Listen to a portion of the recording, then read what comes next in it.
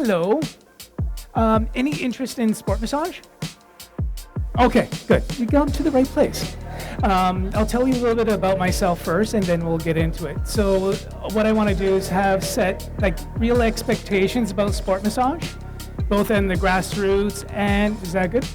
Okay, in the grassroots and high performance. So, my background, I've been a sport fellow since 2000, and I've been in high performance since 2003. So I work with Swimming Canada, Athletics Canada, and Cycling Canada. And so I oversee, especially with swimming, their support staff, and basically I hire and supervise the support staff for them. So I want to kind of give some perspective of expectations as a massage therapist, what's happening in those levels as well. By all means, if you have any questions during the course, just ask away. It's more of a theory, more of knowing what you want to do if it's sport massage and the expectations of working at a team level, and then there's some sacrifices that needs to be in place with that. So with that in mind, so my next one is working in high performance can be very difficult. The reason why, if you take the analogy of, say for example, basketball.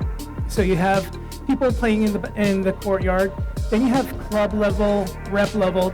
It gets a little bit smaller, and then you go to university, it gets even smaller before you go to a pro level.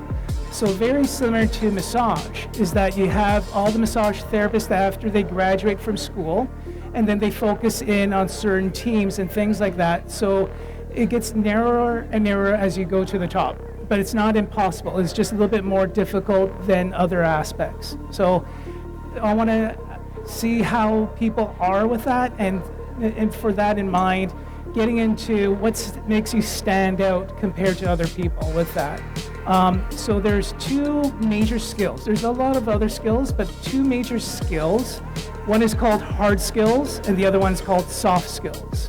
So hard skills meaning the actual massage techniques, athletic taping or performance taping like rock tape, ultrasound, shock wave. So all those adjuncts that you have that we considered hard skills. So you need those. So it's not only massage therapy that you need those other adjuncts in order to make you more well-rounded so that teams can be attracted to you because you can do more than just massage.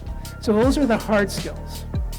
Now, the soft skills is actually the most important. So you already have, when you come to the team expects you to do massage. But it's also the soft skills. What I mean by that is consistent communication, not only with the athlete, but with the team manager, the coach especially, and the parents if it's a local level. The next is collaboration. Collaboration with the other therapists, as well as non-therapists like strength and conditioning, nutrition, biomechanists. So you need that group control or group oversight so that they could work well with an athlete and with the coaches. So other aspects of soft skill is being able to, what they call stay in your lane, knowing what you do best. So you as a massage therapist, they hire you on for soft tissue skills.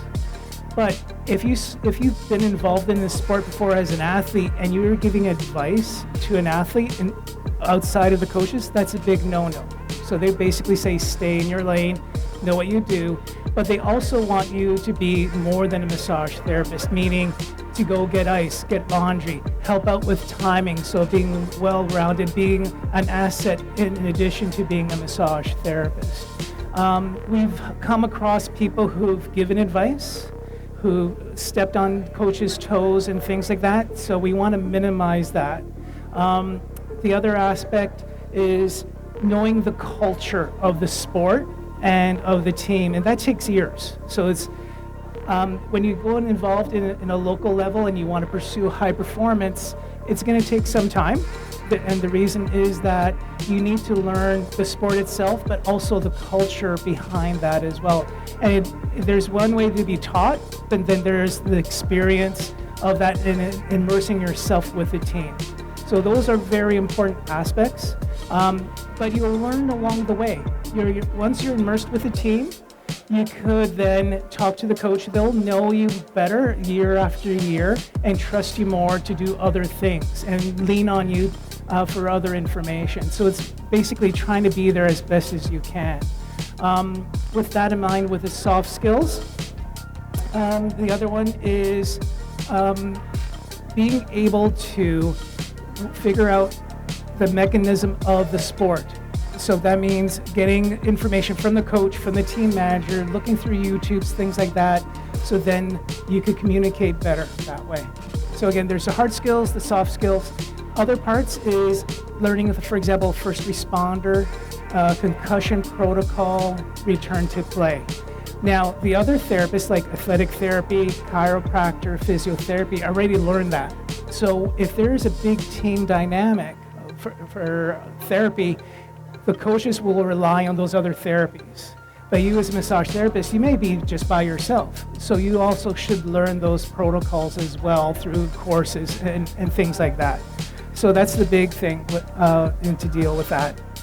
The other aspect is when you're talking with an athlete or interacting with an athlete, they get a sense of how you are as a person.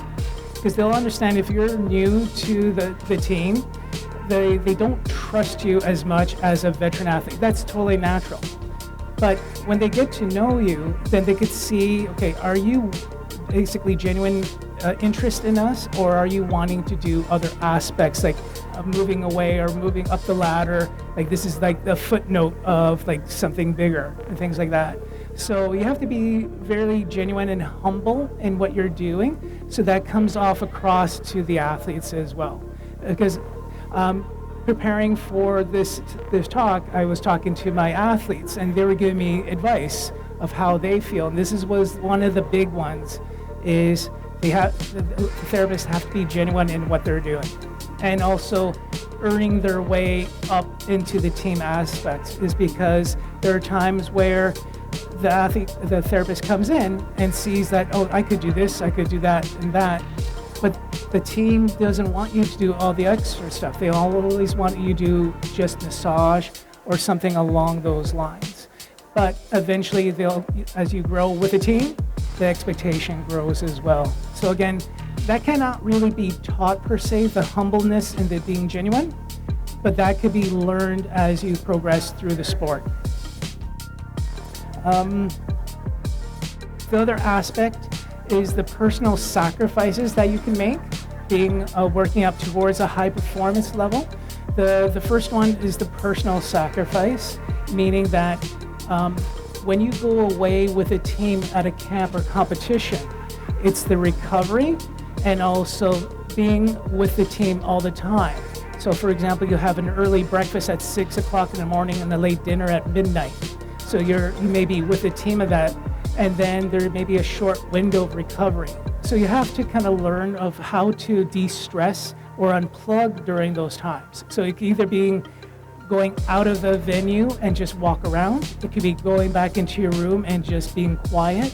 So you have to find a way to kind of decompress, recover, so you could stay with the team for that camp or competition, because it could be like 3 weeks long or longer than that. So you need to have that in mind. The other is actually training. So there's athletes who train physically for the event, and then there's yourself who has to train as well. So that means going to the gym or cardio or getting therapy like massage, osteo, chiropractor, things like that, to make sure that before you go, you're at the optimum level, because there will be a lot of physical stress for you. It's not impossible, but you want to make sure that you're able to withstand that stress. The other expectation is you may go to an area that it's very hot. So last September, I went to India for 3 weeks, and it was hovering around 40-degree weather. So we knew prior to going, we need to kind of do some heat acclimatization, or making sure we get modalities like a neck fan, a personal fan, having wet towels, or what we call a cold vest, where you stay cool while the athletes are warming up because of the heat. So those are the things you have to think about when you're going away as well. The other aspect is at the competition, you have to, as mentioned before, properly calm down and cool down on your own, meaning that not to be in front of the athlete. If you're finding that it's a little bit too much, you have to be going back into the room or something like that. You want to show some positive aspects when you're with an athlete. They really don't want to, the coaches and team managers want you to show any negative aspects of what's going on, because that could affect the athlete. So that transferring energy from therapist to athlete actually really exists. The next one is financial. So especially when you are going from grassroots to high performance, in the grassroots section, when you're working with teams, it's not very much financially initially. So what could happen is if you're walking into a team dynamic and it's in mid-season, their budget is already set. They may not be able to spend more money to have a therapist there. But you can offset that by having them pay maybe for your expenses, so parking, supplies, maybe also having your name or your clinic name on their website or brochures or things that promote the team, have your name with that. So then that kind of offsets the financial aspect. And so you can want to have the long-term goal of being with the team so you can understand what's going on with the team.